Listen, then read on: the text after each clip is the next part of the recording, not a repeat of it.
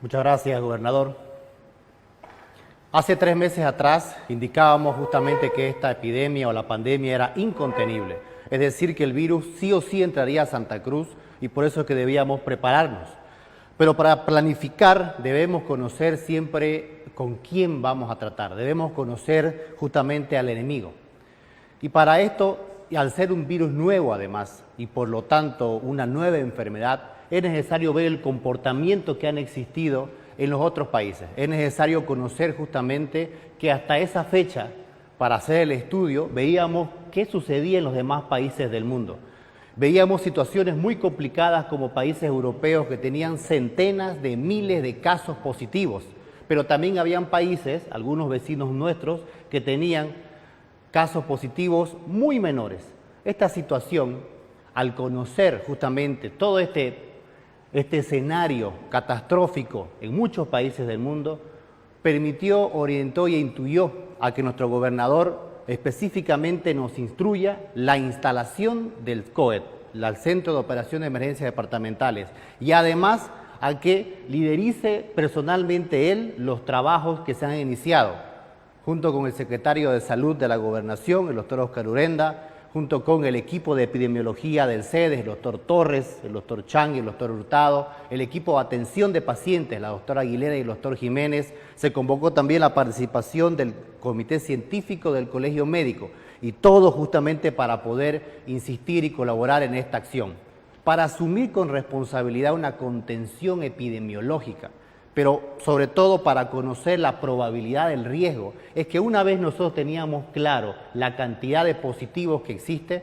debíamos nosotros claramente establecer lo que llamamos la tasa de incidencia, que significa el riesgo o la probabilidad de enfermar que tiene una población con una enfermedad en un determinado tiempo.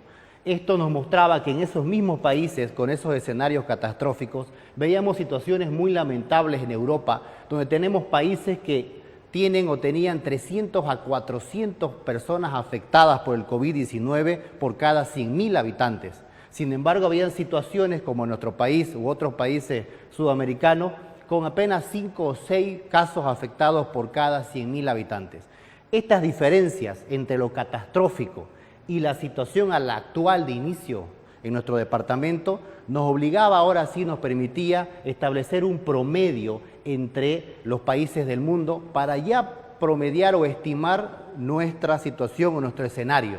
Un escenario que en el promedio nos permitía matemáticamente definir que esperemos tener en un momento catastrófico y no menos 120 afectados por cada 100.000 habitantes, es decir, por cada 100.000 personas que pueden estar en riesgo, 120 van a enfermar del coronavirus.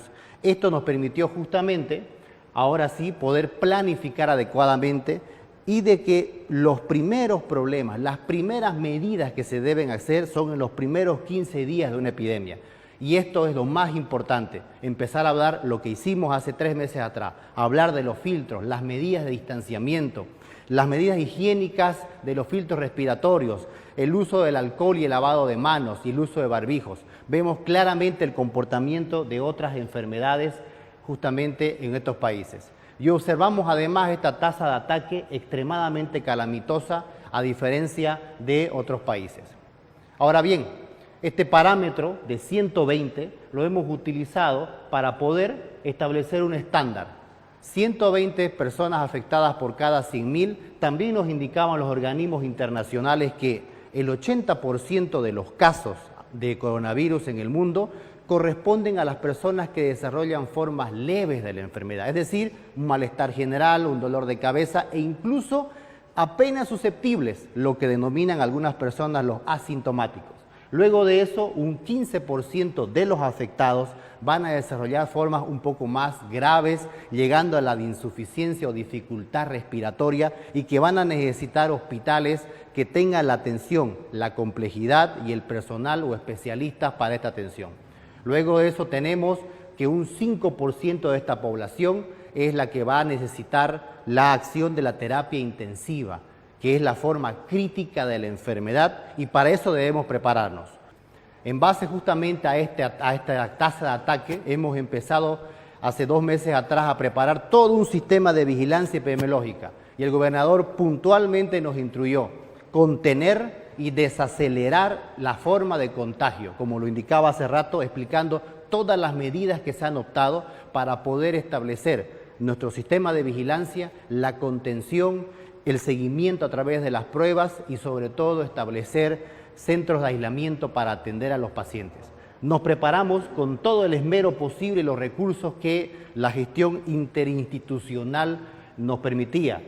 En una primera fase, como el gobernador explicaba, pudimos justamente establecer todos los respiradores a la mano para poder dotar a los hospitales y habilitar, aparte de los que ya existen en el sistema, más respiradores. 366 nuevas camas para poder instalar en el sistema funcionando y todas con capacidad. 3 centros de aislamiento de atención exclusivamente al COVID-19 en los establecimientos que nos han entregado. Y aparte de eso, 3 unidades hospitalarias en diferentes establecimientos de tercer nivel con personal, con los ítems que hemos conseguido incorporar, 310 ítems que se incorporaron. Hacer las respectivas pruebas serológicas suficientes para el diagnóstico de los casos positivos y también determinar los descartados como tenemos hoy. Vemos aquí en azul el comportamiento de los casos hasta ahora en Italia. Justamente ellos asumieron, al mismo tiempo hemos juntado las líneas, las curvas para ver el comportamiento de la enfermedad. E Italia empezó con esta curva demasiado ascendente, demasiado vertical, que genera una situación catastrófica. Luego de eso vemos España, que de igual manera aguantó un poco las medidas de contención, sin embargo, la curva de contagio fue elevada y genera situaciones calamitosas. Parecido a esto, pero con mayor contención, lo consiguió Perú y luego de eso Chile, que ya empezamos a hablar de lugares que tienen similitudes y realidades parecidas a la nuestra, pero aquí demuestra claramente todas las medidas que informó el gobernador respecto al aplanamiento de la curva de incidencia en otros países, a la curva que ha conseguido aquí en verde Santa Cruz departamento, justamente consiguiendo la desaceleración del contagio en Santa Cruz, que es lo más importante y que ha permitido que no tengamos ninguna situación de perjuicio ni una catástrofe todavía. La epidemia continúa y que incluso por debajo de las proyecciones de que muchas personas nos han hablado, hemos logrado tener esta situación. Aquí podemos graficar, como indicamos, justamente el comportamiento del contagio, de la desaceleración respectiva. Hoy podemos comparar también lo que nosotros mismos habíamos estimado, esos 120 casos afectados por cada 100.000 habitantes y que para eso nos preparamos como departamento, incluso, que lo vemos en rojo, ahora en verde vemos que hemos logrado todavía estar por debajo de lo que nosotros mismos habíamos estimado, fruto de todas las medidas, de la capacidad y también de que la población asumió en su mayoría responsablemente estas medidas. Esto nos llena de satisfacción para el beneficio de la población.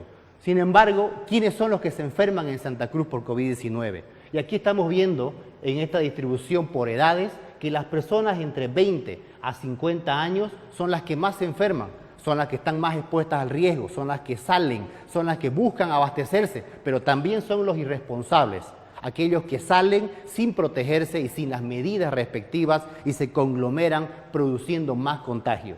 Y aparte de eso, ¿quiénes son los que lamentablemente no aguantan la batalla? Son aquellos que muy poco se exponen, pero son nuestros adultos mayores y nuestros grupos de riesgo, como muy bien dijo el gobernador, debemos de cuidarlos. Por lo tanto, lo importante para el aspecto de nuestra contención, y como él lo explicó, todo el establecimiento de nuestras fases y la situación con cada uno de los centros de aislamiento y de las unidades de hospitalización. Cada una de estas unidades de aislamiento en sus diferentes fases y capacidades o complejidades tiene infraestructura, tiene equipamiento complejo, tiene personal, tiene insumos, equipos de protección. Si no hubiera todo ese conjunto, no pudieran funcionar. Y vamos más de 50 días sin ningún problema, funcionando y dando contención gracias al plan que se pudo establecer tiempo atrás. Ahora, justamente, ya es momento de poder pasar a la segunda fase, como decía el gobernador. Hemos conseguido tener las 27 unidades de terapia intensiva para dar abasto y necesitamos ya empezar la segunda fase porque va a llegar un momento en que la cantidad de pacientes necesita el cumplimiento, como indicó el gobernador, del gobierno nacional. Ahora sí, si me ayudan con la siguiente diapositiva. Por último, vemos nuestra capacidad instalada actual. ¿Por qué necesitamos pasar de una primera a una segunda fase? Porque nos estamos encontrando en este momento. Estamos en la semana epidemiológica número 18 del año. Y en este momento, en rojo tenemos la cantidad de casos críticos. Ese 5% de personas que necesitan terapia intensiva, nos encontramos aquí. Y en verde, nuestra oferta del sistema crítico y lo que hemos instalado. Hemos ido muy bien. Sin embargo, los casos van a continuar, la epidemia continúa y va a depender de las medidas que adoptemos, pero sobre todo de que hagamos este salto a la segunda fase. Y por último, la tercera fase del plan de contención que hemos organizado y que se ha planificado, en la que en esta fase ya terminamos recibiendo los 65 respiradores, que es el compromiso del gobierno nacional que ha asumido, así como el respectivo recurso humano, para poder dar abasto a toda esta planificación de establecimientos, de unidades de aislamiento con infraestructura que ya se cuenta y que solamente necesitamos los respiradores y el recurso. Este plan con estas tres fases que se han implementado y que están debidamente ya en avance nos va a permitir justamente llegar a darle la contención suficiente en la atención hospitalaria a todos los posibles afectados que hemos calculado. Y es por esta necesidad que le pedimos a la población que mantenga las medidas que se ha adoptado, las medidas que hemos pedido para poder disminuir y nuevamente desacelerar el contagio. La transmisión del virus debe cortarse para que evitemos más perjuicio en la población. Gracias, gobernador. No, gracias a usted, Marcelo, y a toda la gente que está poniendo alma, vida y corazón y que está arriesgando su propia existencia en un acto que lo valoramos y lo reconocemos, a Marcelo Ríos como director del SEDE y obviamente ese trabajo extraordinario que está haciendo nuestro secretario de Salud, Óscar Urenda, que toda la gente lo sabe apreciar. Con esto les pido, por favor, que no aflojemos y que con sus seres queridos tengan un buen fin de semana. Muchas gracias.